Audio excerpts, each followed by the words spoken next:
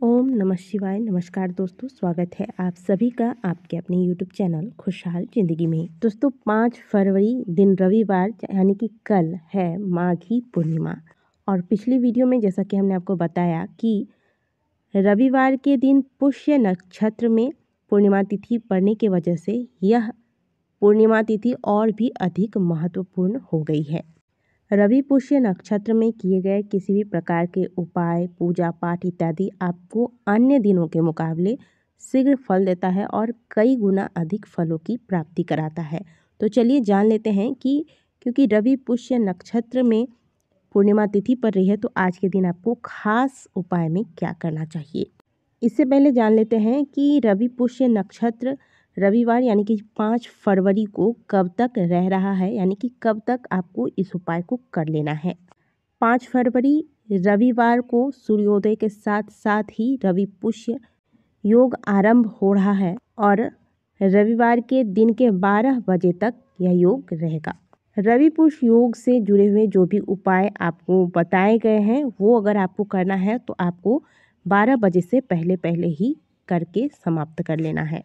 ये उपाय आप सभी करिएगा क्योंकि देखिए हमारे हिंदू धर्म में ना मुहूर्त का समय का बहुत अधिक महत्व बताया गया है। कोई भी कार्य हम करते हैं तो उसके लिए शुभ मुहूर्त शुभ समय देखते हैं, क्योंकि शुभ मुहूर्त में किया गया कोई भी कार्य आपको विशेष फलों की प्राप्ति कराता है।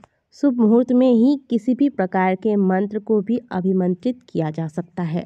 पूर्णिमा तिथि अपने आप में पूर्ण तिथि है। यह तिथि होती है माता लक्ष्मी को प्रसन्न करके अपने घर में स्थायी रूप से उनको वास कराने का। तो ये जो उपाय हम आपको बताने वाले हैं यह लक्ष्मी प्राप्ति के लिए है। इस उपाय को ध्यान से सुनिएगा और बताए गए समय के अनुसार ही इस उपाय को कीजिएगा। उपाय क्या है ये जान लेते हैं। तो रविवार को यानी कि पूर्णिमा तिथि पर आप तो प्रातःकाल जल्दी जागेंगे ही, जैसा कि हमने आपको पहले बताया है। पहले जागकर स्नान इत्यादि क्रियाओं से निवृत्त होकर जो आपको दान इत्यादि करने हैं वो सभी कर लीजिए। इसके बाद पूजा पाठ जो भी आपको करना है कर लीजिए और इस उपाय को आप प्रातःकाल 7 बजे के बाद ही करेंगे। इस उपाय को करने के लिए आपको पंचमुखी एक दीपक ले लेना है। यह दीपक आप मिट्टी की भी ले सकते हैं और पंचमुखी का मतलब हुआ कि जिसमें जैसे कि एक दीपक आप लेते हैं तो उसमें सामने की ओर से एक बाती निकालने का स्थान होता है। उसी प्रकार से पंचमुखी दीपक में 5 बातियां निकालने के लिए स्थान बनाया गया रहता है। अब यदि आपको पंचमुखी दीपक नहीं मिल पाता है तो जो भी आपके पास दीपक है उसमें भी आप 5 बातियां 5 ओर से निकाल कर फिर यह दीपक तैयार करेंगे। जैसे 4 मुख वाला दीपक हम जलाते हैं ना, 4 तरफ से क्रॉस की तरह बाती निकाल कर, उसी प्रकार से 5 बातियों वाला दीपक आपको तैयार कर लेना है। इस दीपक के लिए आप गाय का शुद्ध घी का प्रयोग करें और अगर नहीं है तो आप तिल के तेल का भी प्रयोग कर सकते हैं। तो 5 बाती वाली दीपक तैयार करके इसे घी या फिर तिल के तेल के साथ प्रज्वलित करें। अब इसके बीचों बीच एक सिक्का डाल दें। सिक्का कोई भी आप डाल सकते हैं, 1 रुपए के, 2 रुपए के, 5 रुपए के, 10 रुपए के, कोई भी सिक्का इसमें डाल देना है। अब यहाँ ध्यान दीजिए, अगर आपके पास चांदी का सिक्का है तो आप चांदी का सिक्का भी इस दीपक में डाल सकते हैं। अब दीपक कहाँ रखना है इस बात को ध्यान से सुनिए। देखिए दीपक कभी भी डायरेक्ट ज़मीन पर नहीं रखा जाता, तो एक प्लेट ले लीजिएगा। इस प्लेट पर आप रंगीन चावल यानी कि चावल को पीले रंग से या फिर थोड़ा सा हल्दी गीला करके इसमें आप मल देंगे तो यह पीले चावल तैयार हो जाएंगे। अब पीले चावल से आप इस प्लेट पर स्वस्तिक बना लें। इसके बाद इसके ऊपर आपको अपना दीपक रखना है। अब इस उपाय के दौरान आपको लाल रंग के वस्त्र धारण करने हैं और लाल रंग का ही एक आसन जिस पर बैठकर आप मंत्र जाप इत्यादि करते हैं, लाल रंग का लें और इस पर बैठ जाएं। क्योंकि यह उपाय हम माता लक्ष्मी की कृपा प्राप्ति के लिए कर रहे हैं, धन प्राप्ति के लिए कर रहे हैं और धन की दिशा उत्तर दिशा को ही मानी गई है। तो उत्तर दिशा की ओर मुँह करके लाल आसन पर लाल वस्त्र धारण करके बैठ जाए।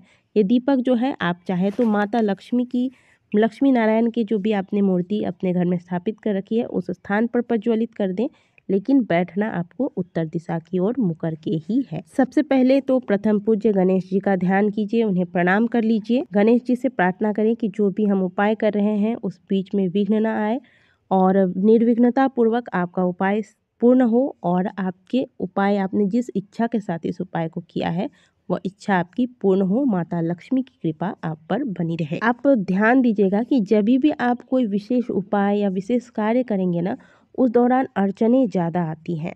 कोई कार्य जो आपको गुप्त रूप से करना होगा, उस वक्त ही या तो आपको कोई टोक देगा या फिर इम्पोर्टेंट कॉल आ जाता है। तो इस प्रकार के विघ्न आपके कार्य में बाधा ना डालें, इसीलिए आप पहले गणेश जी का ध्यान कर लें ताकि उपाय को करने के बीच में कोई बाधा ना आए। इसके बाद श्री हरि विष्णु संग माता लक्ष्मी का ध्यान करें। बहुत सुंदर से माता का ध्यान कीजिएगा।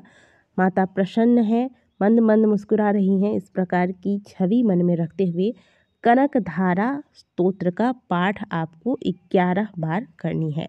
कनक धारा स्तोत्र माता लक्ष्मी को प्रसन्न करने के लिए सबसे उत्तम साधन है। यदि कोई साधक शुद्ध चित्त से माता लक्ष्मी को प्रसन्न करने के लिए कनक धारा स्तोत्र को मन लगाकर पढ़ता है तो माता लक्ष्मी का ध्यान एक न एक बार अपने साधक की ओर अवश्य ही आकर्षित होता है। और एक बार जिस साधक पर माता लक्ष्मी आकर्षित हो गई, माता लक्ष्मी का ध्यान जब किसी साधक पर पहुंच जाता है तो फिर माता के ऐसे साधकों के भाग्योदय हो जाते हैं। बिल्कुल बिना किसी को बीच में टोके, बिना पूजा स्थान से उठे आप 11 बार कनक धारा स्तोत्र का पाठ करेंगे। इस बीच ध्यान रखिएगा कि दीपक में आप अच्छे से घी व तेल भर के फिर बैठिएगा ताकि यह दीपक बीच में बुझ न जाए तेल या घी के अभाव से। यानी कि 11 बार कनक धारा स्तोत्र पढ़ेंगे तब तक यह दीपक जलते रहना चाहिए।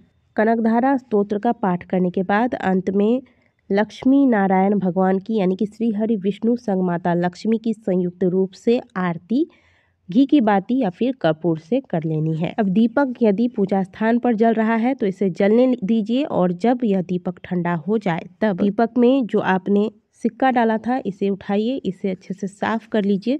साफ करने का मतलब ये नहीं कि आपको इस सिक्के को धोना है, बस कपड़े या कागज़ की मदद से इसे पोंछकर इसमें जो तेल लगा है इसे साफ करके हटा दीजिए। इस सिक्के को लाल रंग के कपड़े में या फिर लाल रंग के कागज़ में बांधकर अपने पर्स या फिर अपने तिजोरी में स्थापित कर दीजिए, या फिर आपके दुकान में जो आपने तिजोरी रखा है या फिर कहीं भी धन संबंधित स्थान पर आप इस सिक्के को स्थापित कर दें। इस उपाय को सही विधि से कर लेने मात्र से जो भी आपके धन आते हैं इसमें बरकत होनी आरंभ हो जाती है। यदि आपके बहुत ज़्यादा फिजूल खर्च होते थे, पैसे रुकते नहीं थे, तो पैसा रुकना आरंभ हो जाएगा, धन आगमन के रास्ते खुलने लगेंगे। तो इस उपाय को पूर्णिमा तिथि पर रवि पुष्य योग के अंतर्गत अवश्य कर लीजिएगा। और पूर्णिमा तिथि है तो यदि संभव हो तो घर में सत्यनारायण भगवान की कथा का आयोजन करवा सकते हैं, महादेव का अभिषेक करवाइए। इसके अलावा आज के दिन घर में खीर बनाकर श्री हरि विष्णु माता लक्ष्मी को अवश्य भोग लगाइएगा और इसे प्रसाद स्वरूप सभी मिलकर खाएं। वीडियो अच्छी लगी हो तो वीडियो को लाइक कीजिएगा, कमेंट बॉक्स में हर हर महादेव अवश्य लिखिएगा। मिलते हैं आपसे अगले वीडियो में, तब तक के लिए ओम नमः शिवाय, हर हर महादेव।